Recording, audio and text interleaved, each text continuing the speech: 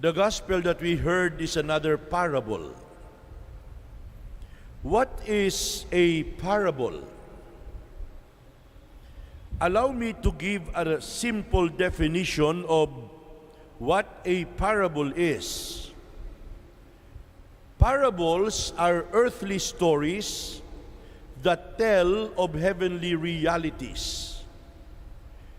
A parable is like a brief allegory that is used to teach a religious or a moral lesson. The parable that we heard today is known as the parable of the rich man. But the complete name of the parable is the parable of the rich man and Lazarus. These are the two characters in our gospel for today. On the one hand, you have the rich man. On the other hand, you have Lazarus. The first is a symbol of solitary luxury and ostentation. The second is a symbol of solitary poverty and misery. The first character, the rich man, feasts by himself with sumptuous food, but the second character, Lazarus, is dying of hunger. The first character, the rich man, changes his clothes, all branded, several times a day. But the second character, Lazarus, does not even own a thread. My dear brothers and sisters, we can say some more contrasts about the rich man and Lazarus, but we will not say everything in this homily. The unnamed rich man is often called Dives, because Dives is the Latin for the word rich. The poor beggar is named Lazarus, the Greek form of the Hebrew Eleazar, that means the one who trusts in God, or God is my help. That is why the parable may be called the parable of Dives and Lazarus. What is the key to the correct understanding of this parable? Does it mean that all rich people are bad and that they are condemned to go to hell, and that all poor people are good and that they are destined to enter heaven? By no means, because some people are materially rich, but they are spiritually poor. Other people are materially poor, but they are spiritually rich. Some people are materially and spiritually rich, and there are also people who are materially and spiritually poor.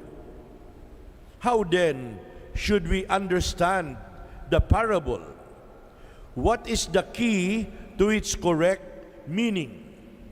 My dear friends, the answer to our questions lie in the name Lazarus, because names often convey a person's character or personality. Today's parable is interestingly the only parable in the Gospels in which the character or characters are named.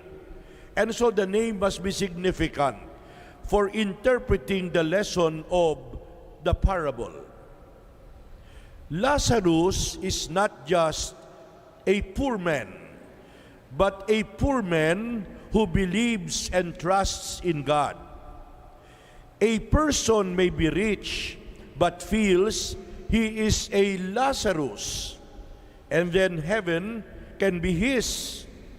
A person may be poor, but he feels he has no need for God, then heaven will not be his. If you feel like a Lazarus right now, if you are battered by illness or experiencing poverty, isolation, loneliness, and pain, if you feel you are forgotten by others and by those whom God has blessed in this life, continue believing and trusting in God, knowing that it will be well with you in the end. But if you see yourself as one of those blessed by God with the good things in life, open your eyes, open your heart. My dear brothers and sisters, probably there is a Lazarus lying at your door and you have not taken notice. Your Lazarus could even be inside your own house. Your Lazarus could even be inside your community, could be in your class. Your Lazarus could even be in your family. Someone you do not mind, someone you ignore, someone you do not talk to, someone you bash, someone you laugh at. Do you have a Lazarus whom you continue to disregard in your life? My dear friends, the sin of the rich man is that he ignored Lazarus. He was indifferent to Lazarus. The rich man has selective eyes. He did not notice, or he chose not to notice Lazarus. We often think that we sin only by word, by thought, and deed. But there is another way of sinning, and that is what we call the sin of omission. Not all sins are sins of commission. There are also sins of omission.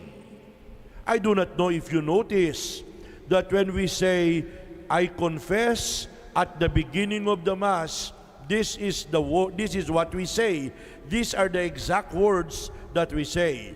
I have sinned through my own fault in my thoughts and in my words, in what I have done, sin of commission, and in what I have failed to do, that is, Jobert, the sin of omission. My dear friends, the parable, well, there's a little story. We still have time. I wanted to skip the story, but let me just narrate the story. There is a story told of a man who dies and arrives before the gates of heaven where Peter was standing. Peter reviews the book of life and he did not find the name of the man there, and so he informs the man that his place is in hell. The man protested, "But what big sin have I done, Peter? What am I guilty of? I did nothing." But Peter said, "Precisely, that is why you are going to hell, because you did nothing." And that is what we call the sin of omission. My dear brothers and sisters, today's parable doesn't mean that in the next life there will be an automatic reversal of status. That is, those who are well now here will go to hell, and those who are not doing well now will automatically go to heaven. People who have something to share can even use the little they have to serve God and share with the poor, and they will be blessed in the next life. People may be poor and yet spend their lives in bitterness, in envy and laziness, and still refuse to believe and trust in God, may yet again suffer in the next life. On a more personal note, what is this that I do not use and that I do not need and that I can generously share with others? I remember one of our professors in the seminary in Tagaytay, may he rest in peace, Father Herman Müller, SVD, our professor in exegesis, now buried here at Christ the King. In one of his conferences, that he gave to our class, I remember Father Muller telling us, I felt guilty. When you go back to your rooms, open your closet, look at the things that you are not using, the things that you have not been using for a long time. Why are they lying there? They do not belong to you anymore. They belong to somebody who will be able to use them because they need them. My dear brothers and sisters, if Mahatma Gandhi could see what is inside our closets and our drawers, Mahatma Gandhi would probably be shocked and scandalized and tell us, you are thieves. You are unnecessarily keeping more than what you need in life. And finally, let us learn to travel light. Travel light in life. Because a person who knows how to travel light will travel fast and travel far. But that is another homily. Amen.